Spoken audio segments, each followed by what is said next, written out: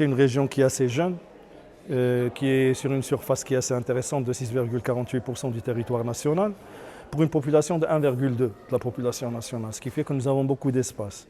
Cet espace il est assez riche, assez varié, c'est-à-dire nous avons plus que 240 km de plage, nous avons des montagnes, nous avons du désert, nous avons du soleil, 300 jours de soleil avec une moyenne de 28 degrés, ce qui fait qu'automatiquement on peut facilement produire de l'énergie solaire à un coût très bas. Nous avons une carte de vent qui est assez riche, ce qui fait qu'on peut produire du vent à un coût très bas. Nous avons du potentiel pour tout ce qui est aquaculture, par exemple. Il y a beaucoup de choses dont la région dispose qui nous facilitent un peu la vente de cette région auprès des investisseurs. De notre côté, nous faisons beaucoup d'efforts en termes de communication. Par exemple, on a créé beaucoup de vidéos institutionnelles, des vidéos de présentation de chaque province pour pouvoir permettre aux gens de savoir ce qu'on a réellement. Parce qu'il faut savoir que la région Goulmi-Moadnoun, c'est une région qui n'est pas connue. Même côté identité territoriale, nous sommes en train de travailler pour la création de cette identité territoriale. Si on pense à chaque région au Maroc, on a une identité.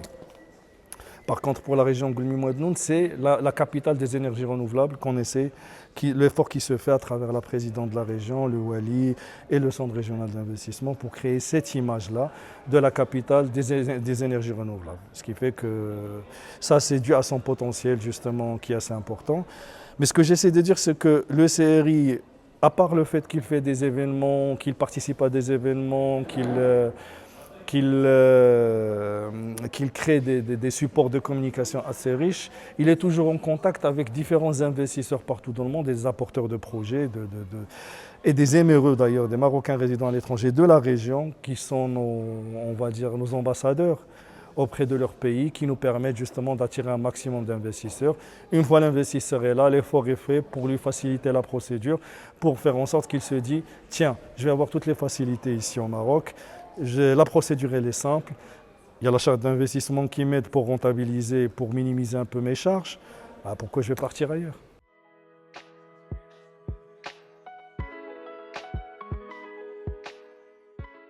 Très difficile de répondre. Parce qu'on peut parler en termes de capital, on peut parler en termes d'impact sur l'emploi, on peut parler sur côté par exemple, durée de vie du projet ou intérêt pour la région générale ou activation des autres secteurs. Moi, je pense que c'est un mélange. Il y a un certain équilibre entre les deux. On va dire ça. Je préfère pour ne pas... Parce que c'est difficile d'évaluer l'impact. Comme j'ai dit, on est une région jeune. Tout impact, l'investissement local national a beaucoup d'impact, c'est sûr, et l'investissement étranger a beaucoup d'impact.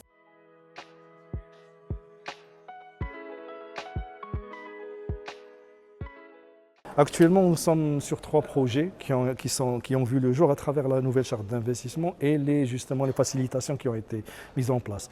Il faut savoir que, par exemple, il y a une prime territoriale qui est mise en place au niveau de la charte d'investissement et qui dépend des provinces. Par exemple, les 4 provinces de la région Goulmi-Moadnoun sont à 15%. Ce qui fait que c'est très attractif par rapport à d'autres provinces au niveau national.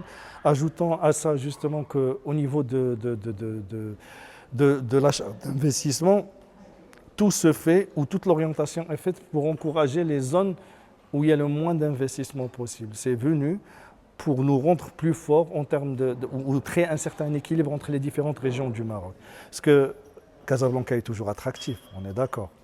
Mais par contre, Goulmim, elle ne l'était pas parce qu'il y avait un problème d'infrastructure, il y avait un certain nombre de problèmes. Là, actuellement, avec la nouvelle route, la voie rapide, il y a les investissements en termes d'infrastructure et de route. D'ailleurs, j'étais en train de faire juste une mise à jour aujourd'hui matin entre les derniers chiffres et les nouveaux chiffres. Il y a eu beaucoup de routes régionales, beaucoup de choses qui ont été faites, ce qui fait que ces changements-là nous rendent plus attractifs. En plus, avec les facilités et les engagements, ça nous rend plus intéressants. Pour donner des chiffres, pour la charte d'investissement, par exemple, il y a eu 3 projets actuellement aussi qui sont en cours. Un qui a défini tout ce qui est poisson, par exemple.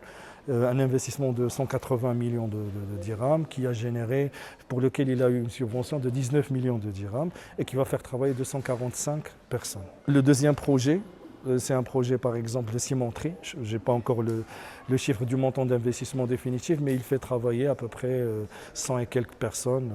Il y a un projet sur Afarkat justement, tout ce qui est énergie renouvelable, qui profite aussi des subventions et qui va faire travailler à peu près 450 personnes.